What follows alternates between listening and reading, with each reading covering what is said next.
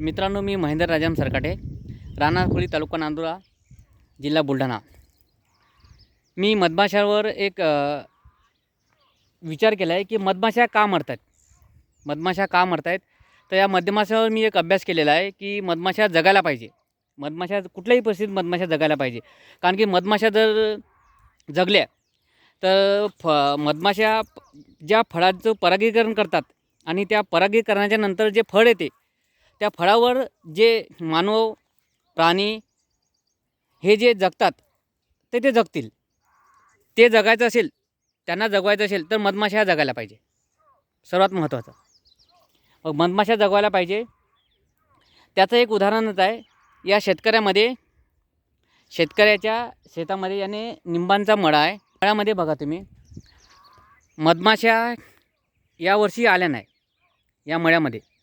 किंवा या शेतकऱ्याने एक प्रयोगसुद्धा केला आहे, बाहेरून पेट्या आणल्या आणि त्या मध त्या ठेवल्या, तरी पण त्या झाडावर बसल्या नाही।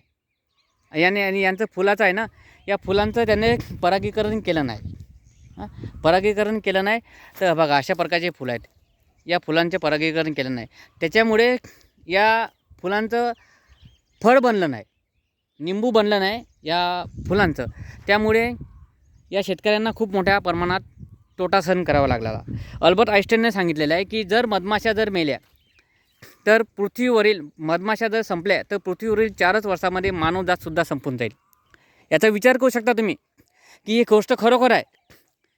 खरोखर हे ठीक आहे, हे झाडा मळ्यामध्ये आपल्याला दिसलं आहे, या शेतकऱ्यांच्या मळ्यामध्ये, पण हे जर जंगलामध्ये जंगली झाडं आहेत, त्या जंगली झाडामध्ये हे आपल्याला दिसणार नाही। हे जंगली झाडं आहेत ना, तर यांचं परागीकरण झालं नाही तर पक्षीसुद्धा जगतील नाही। कारण की पक्ष्यांचं खाद्य ते आहे फळं, पक्ष्यांचं खाद्य ते आहे, फळं आहे ते।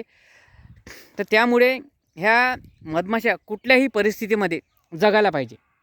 मधमाशा जर मेल्या तर तुम्ही बघू शकता काय घातक परिणाम आपल्याला होऊ शकतो पुढे भविष्यामध्ये। म्हणून मित्रांनो, मधमाशा ह्या जगायलाच पाहिजे, कुठल्याही परिस्थितीमध्ये मधमाशा जगायला पाहिजे। काहीही करून आपण मधमाशा संगोपन करायला पाहिजे आणि मधमाशांचं जे खाद्य आहे ते जगवायला पाहिजे। आता सध्या या मधमाशांचं जे पक्षी पाणवठे ठेवतात लोक, त्या पक्षी पाणवठ्यामध्ये मधमाशा खूप मोठ्या प्रमाणात मरत आहेत। ते सुद्धा एक घातकच आहे पक्षी पाणवठे। मी एक नैसर्गिक पक्षी पाणवठा बनवलेला आहे, त्याच्यातून मधमाशा काय मरत नाही। बघा हे तुम्ही बघा, आहे काहीच नाही हे निंबाच्या झाडाला उत्पादन खूप मोठ्या प्रमाणात घट झालेली आहे।